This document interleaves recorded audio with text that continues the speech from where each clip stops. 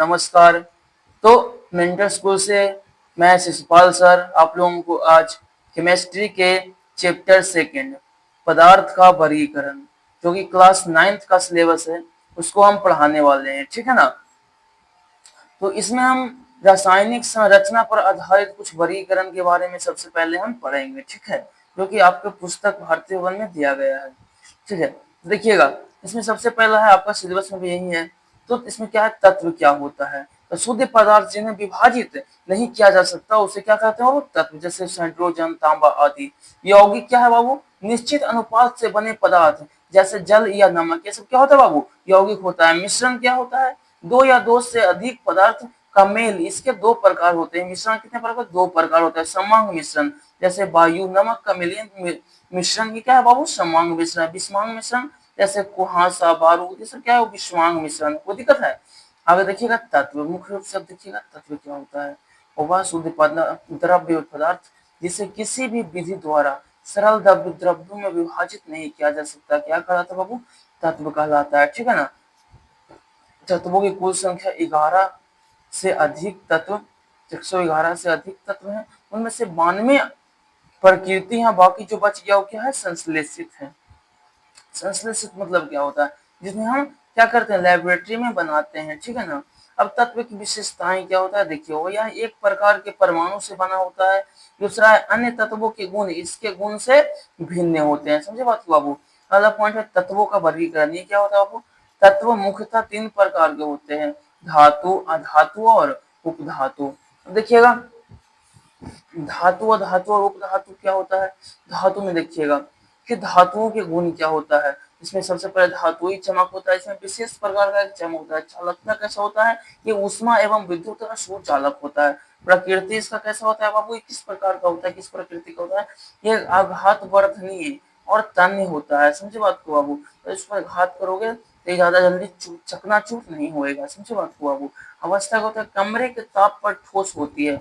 अब बाद में पारा है बाबू, जो कि द्रव्य होता है कमरे के ताप पर।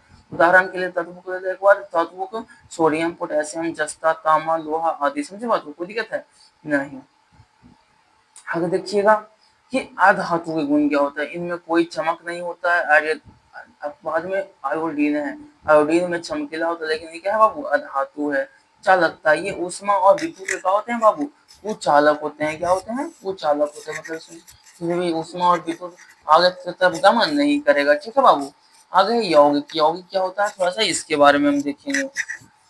दो या दो से अधिक तत्व के भार निश्चित अनुपात में रासायनिक मेल से बने शुद्ध पदार्थ को यौगिक कहते हैं। क्या बोलते हैं आपको, यौगिक कहते हैं।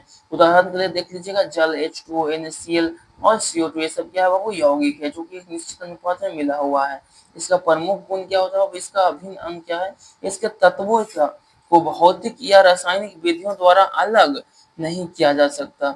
नए गुण इसका क्या होता है, यौगिक के गुण उसके मूल तत्व के गुणों से क्या होता है, बिल्कुल अलग होते हैं। ऊर्जा का बदलाव, इसमें बनने पर ऊर्जा ऊष्मा का प्रकाश का उत्सर्जन या अवशोषण होता है। समझे बात को बाबू। तो ऊर्जा में बदलाव होता है। स्थिर अनुपात, इसमें शामिल तत्वों का भार का अनुपात हमेशा कैसा होता है बाबू, निश्चित होता है, ठीक है। अगर निश्चित तापमान, इसका द्रव्यमानांक और क्वथनांक हमेशा कैसा होता है, निश्चित होता है।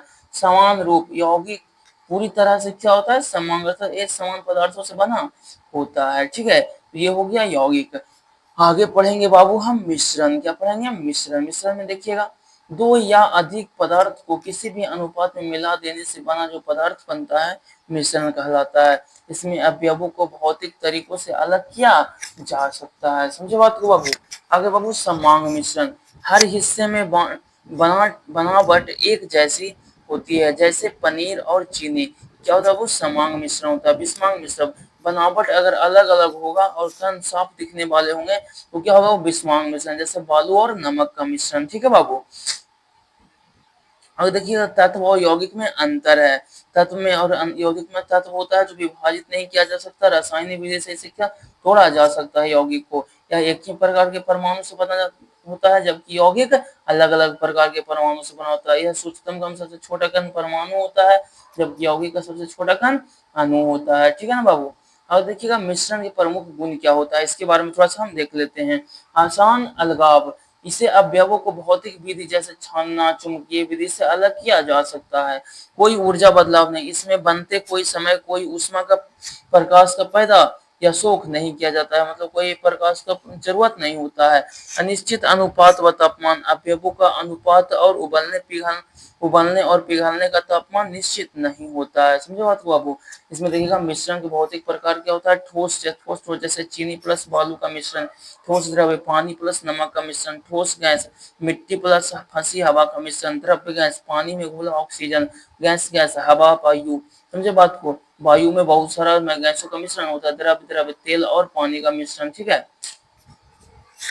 अगला देखिएगा बाबू, एक पॉइंट है, ऑक्सीजन एक तत्व है। कैसे? क्योंकि यह पूरी तरह शुद्ध है और अन्य तत्वों में जोड़ा नहीं जा सकता, जबकि वायु एक मिश्रण है। कैसे? ये अवयवों का मिश्रण, इससे तय रासायनिक अनुपात नहीं होता। इसमें बताएं अभी कि अलग अलग प्रकार के गैस मिला होता है। ठीक है बाबू।